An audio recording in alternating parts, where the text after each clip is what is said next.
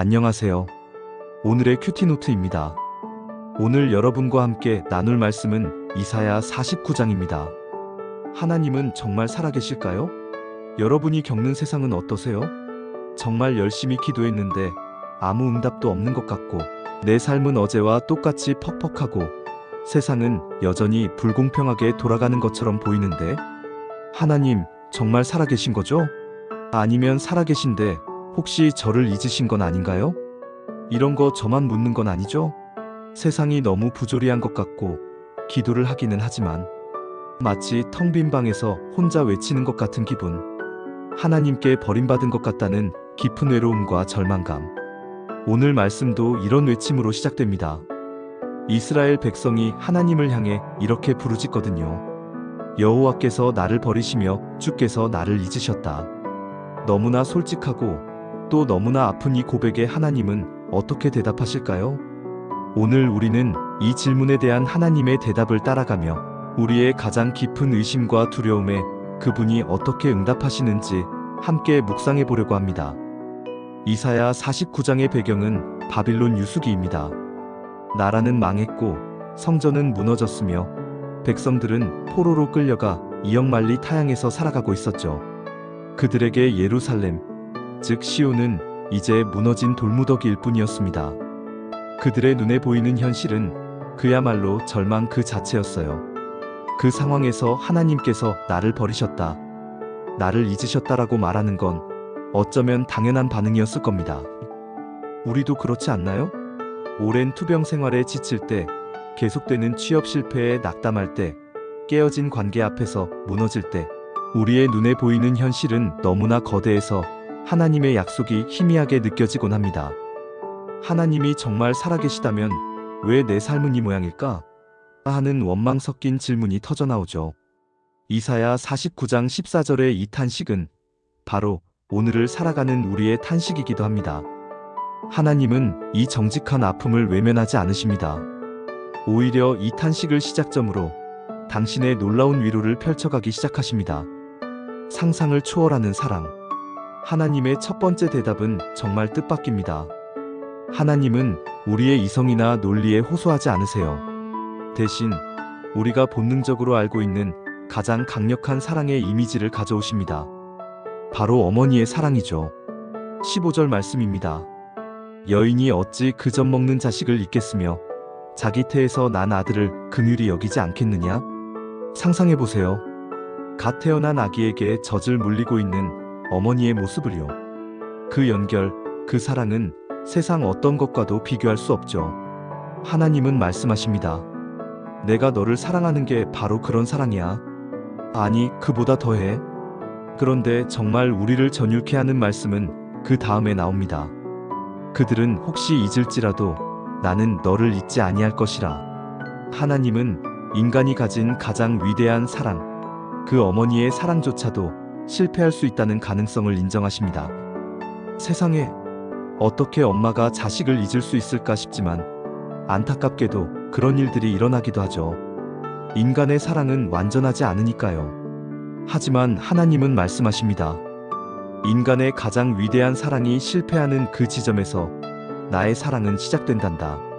세상 모든 사람이 너를 잊고 심지어 너를 낳은 부모가 너를 잊는다 할지라도 나는, 전능한 나는 너를 결코 잊지 않는다. 이것은 감상적인 위로가 아닙니다. 깨어지기 쉬운 인간의 사랑을 뛰어넘는 하나님의 변치 않는 성품에 기반한 선언입니다. 하나님의 위로는 여기서 그치지 않습니다. 더 깊고 더 내밀한 사랑의 증거를 보여주시죠. 16절 말씀입니다. 내가 너를 내 손바닥에 새겼고 너의 성벽이 항상 내 앞에 있나니. 손바닥에 새겼다. 여러분, 이게 어떤 의미일까요? 펜으로 썼다가 지울 수 있는 그런 메모가 아닙니다. 고대 근동에서 새긴다는 것은 돌이나 금속의 조각칼로 파서 영원히 지워지지 않는 흔적을 남기는 행위였어요.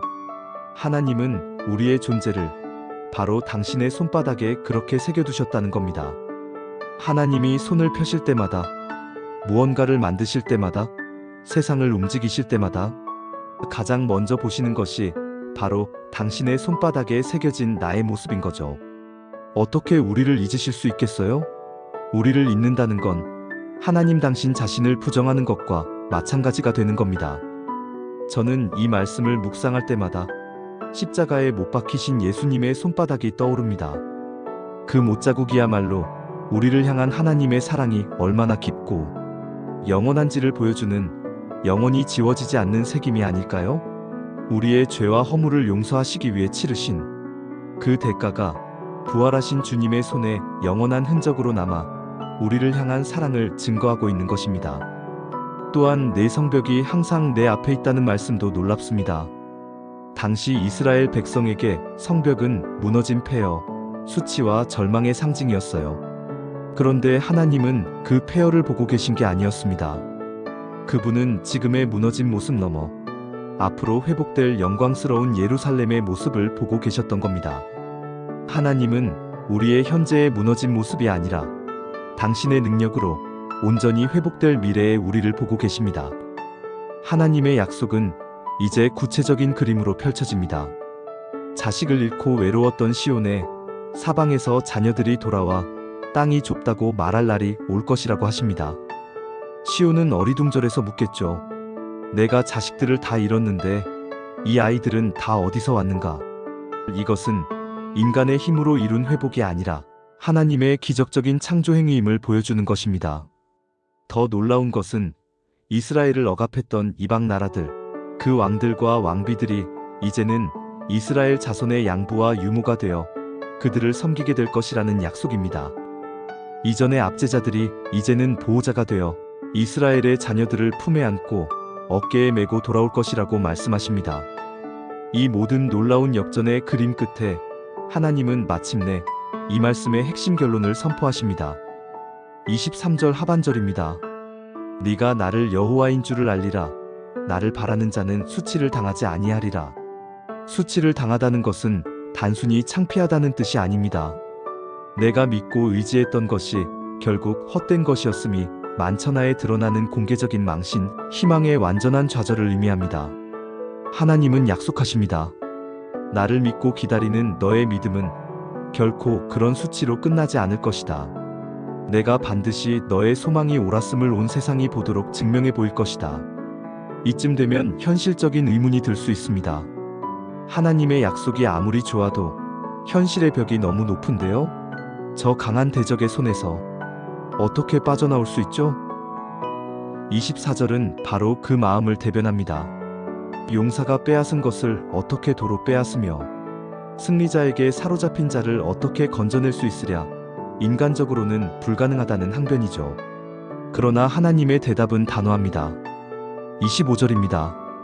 용사의 포로도 빼앗을 것이요 두려운 자의 빼앗은 것도 건져낼 것이니 이는 내가 너를 대적하는 자를 대적하고 내 자녀를 내가 구원할 것임이라. 하나님은 말씀하십니다. 그 싸움은 더 이상 너의 싸움이 아니다.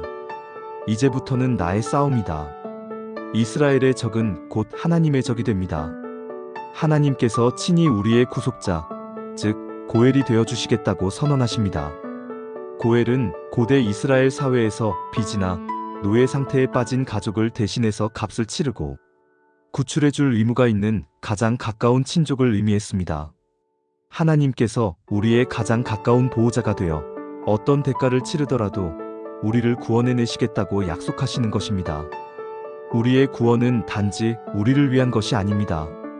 26절 마지막은 이렇게 끝납니다. 모든 육체가 나 여호와는 네 구원자요 내 구속자요 야곱의 전능자인 줄 알리라. 우리의 삶을 통해 우리의 회복을 통해 온 세상이 하나님의 살아계심과 그분의 능력을 보게 될 것입니다. 오늘 말씀을 통해 우리는 절망의 가장 깊은 곳에서 시작하여 하나님의 변치 않는 사랑과 능력의 약속에 이르기까지 긴 여정을 함께 했습니다. 하나님이 나를 잊으셨다는 우리의 작은 속삭임에 하나님은 어머니가 자식을 잊을지라도 나는 너를 잊지 않는다고, 내가 너를 내 손바닥에 새겼다고, 나를 바라는 자는 결코 수치를 당하지 않을 것이라고 천둥과 같은 목소리로 대답해 주셨습니다. 우리의 의심은 우리의 감정과 눈에 보이는 현실에 뿌리내리고 있지만 우리의 믿음은 변치 않는 하나님의 말씀과 그분의 성품에 닻을 내려야 합니다. 오늘 이 시간 함께 기도하며 우리의 믿음을 고백했으면 좋겠습니다. 사랑의 하나님 아버지, 때로는 저희의 삶이 너무나 고되고 힘겨워 하나님께서 저희를 잊으신 것은 아닌지, 버리신 것은 아닌지 의심할 때가 있었음을 고백합니다. 저희의 연약한 믿음을 용서하여 주옵소서. 오늘 말씀을 통해 어머니의 사랑보다 더 크고 깊은 사랑으로 저희를 사랑하시며 당신의 손바닥에 저희 한 사람 한 사람을 새기셨다는 그 놀라운 약속을 듣게 하시니 감사합니다. 저희 눈에는 여전히 무너진 성벽과 같은 절망적인 현실만 보일지라도 주님께서는 이미 완성될 영광스러운 미래를 보고 계심을 믿습니다.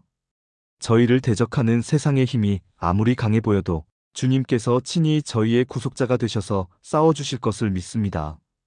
이제는 의심을 거두고 주님의 약속 위에 굳게 서게 하옵소서.